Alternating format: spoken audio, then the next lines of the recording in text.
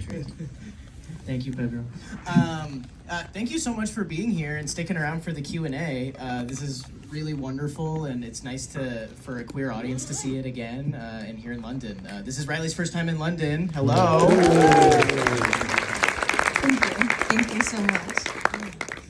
So as you've been on quite a long festival journey with this, and I'm sure as you learn from audiences their feelings about the film, has that sort of added a whole other layer into the mix, surely, as you've been screening this film around? It's a good question. I mean, I think everybody has their own subjective experience with Chasing Amy and then now Chasing Amy.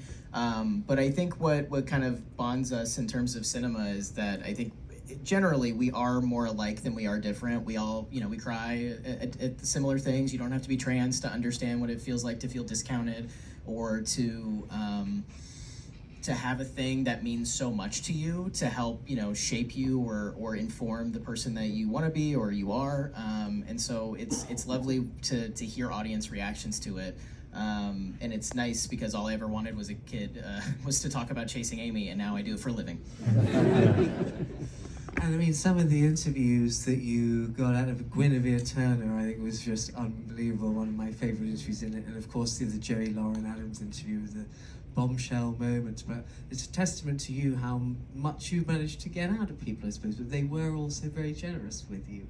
Yeah, I mean, if they didn't want to talk to me, they wouldn't have. We filmed in their homes, and it's very easy to tell a film crew, please don't come in. And so the idea of them being so generous, in addition to taking the time, they gave us real answers about their real lives and their real feelings, which is not something you often get on a press tour, let alone a documentary about a thing you made 25 years ago. And so I'm really appreciative of them because they didn't have to share all of that with me. But I like to think that there was a cultivated space of vulnerability because, they had seen the TED Talk and they had understood my story with it. And, I'm forever thankful to everybody, Guinevere, Joey, Kevin, and anybody who took 5 minutes to talk with us to just share their thoughts because they really didn't have to. And Riley, you obviously weren't planning to be in the film as much as you were at the end. Could you just tell us how this has all been for you, a kind of whirlwind time, I imagine? Well, for me, it was an interesting process, but I like to say it happened very organically. Like we see in the movie, Sav and I were in a long-distance relationship for a very long time. We started being a long-distance relationship, so we kind of already were used to having a very big part of our relationship be kind of digital because we were in 2 different countries, so we were already recording a lot of things that we did every day. We did videos, we did messages and everything. So when Chasing Amy started happening and he was already part of the movie and everything, and we were already building things, and we started having to record these parts of our lives. For me, it really wasn't that much of a problem because I like attention on my terms and how I like it. So it was okay, fine. We had to start recording ourselves. What I really didn't like was when it was time for the quarantine and we had to film parts of the documentary. It was okay, it has to be organic. So you can't have makeup on. You can't have very planned wardrobe. You have to look like you look right now. And I was okay, seriously.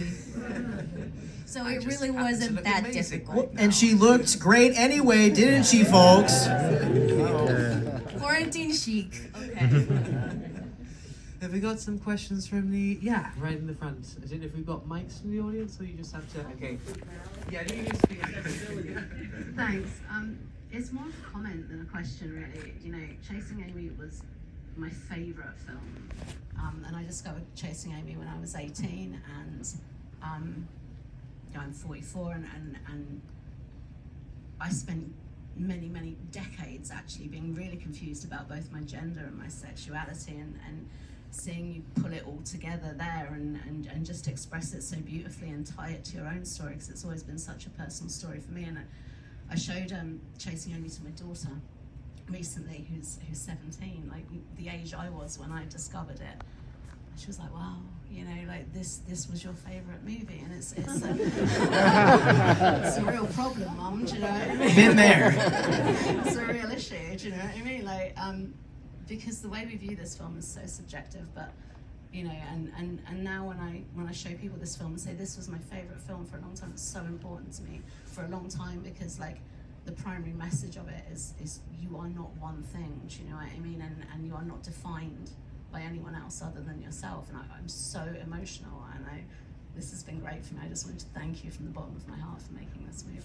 Oh my God, thank you. I'm gonna cry.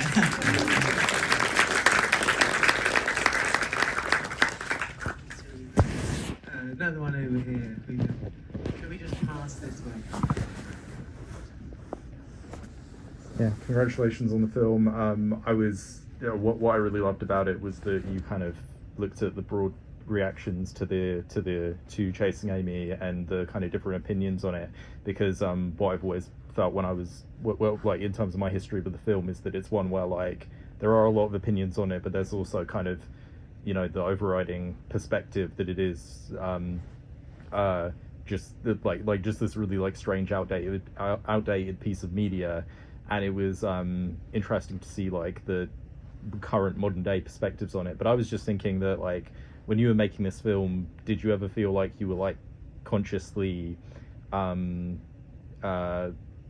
like almost like rebranding the reputation of this film, that it would do something to kind of change how it was perceived or how it would be studied or looked at? It's a great question. I mean, the idea was not to have publicity for Chasing Amy. But I did think that there was something there about kind of the fact that Chasing Amy seems to exist as like a cultural Rorschach test of, you know, how people feel about it is really varied. And there are a lot of different opinions on it. And I found that to be fascinating. You know, I thought how many different opinions on it there was really interesting. And so I was interested in sharing my perspective, but I was also interested in listening. Because there's some real genuine hurt that some people feel, and a lot of people feel, when they see Chasing Amy. And that, you know, the opposite is true for me, where it like legitimately, literally saved my life because I had access to it, and it made me feel less alone. And so the idea wasn't to change anybody's minds about Chasing Amy, but really to assess its legacy and, you know, what does that say about us and where we are. And I think the beautiful thing is that you can look at Chasing Amy, no matter how you feel about it, you can look back on it and think, wow, a lot of progress has been made since then.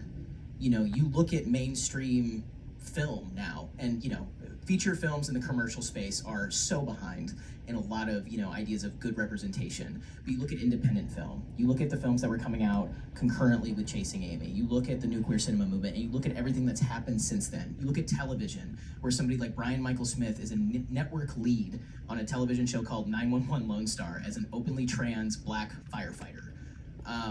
There have been a lot of wins for LGBTQ people since then. And this still exists in its current form. And so you can look back at Chasing Amy and say, regardless of how you feel about it, wow, we get more openly queer actors.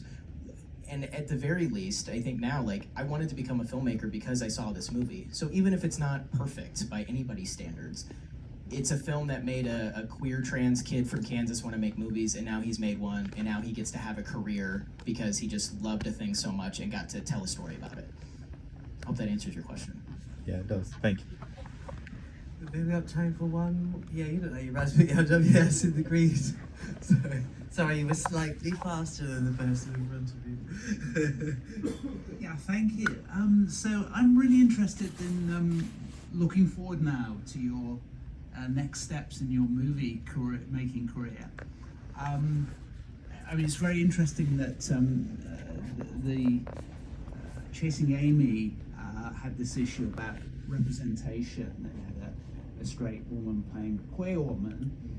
How are you going to, what do you think about representation? As you go forward, do you feel like you have to always have queer people playing the queer parts, or is there a kind of, or was that one of the messages of, you know, Chasing Amy, that, you know, you shouldn't pigeonhole everyone in that way? It's a great, thoughtful question. For me, I don't have a mandate where only out queer people can play queer roles, because I don't want to feel like anybody has to be forced to come out of the closet to play a queer role. But I'm a queer transgender man, and in the United States, I run a nonprofit called the Transgender Film Center. I am surrounded by queer and trans people that I love collaborating with, and so I'm really excited to continue telling stories that include us in front of and behind the camera. I think my lens is just kind of inherently queer, so it's gonna be gay, it's gonna be trans, it's gonna be fun.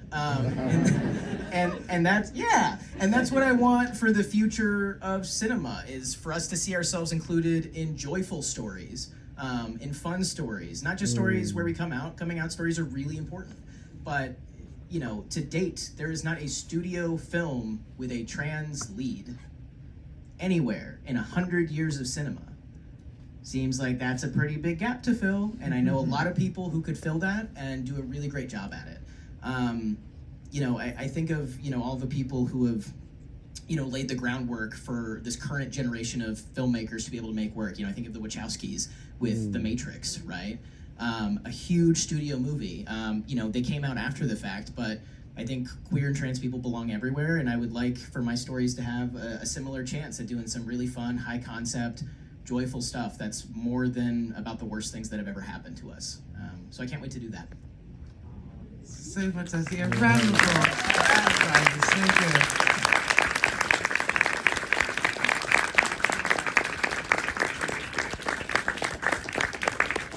Oh, and we hit cinemas in the UK May 17th, so please tell your friends if you loved it, and if you didn't love it, please be nice. Thank you.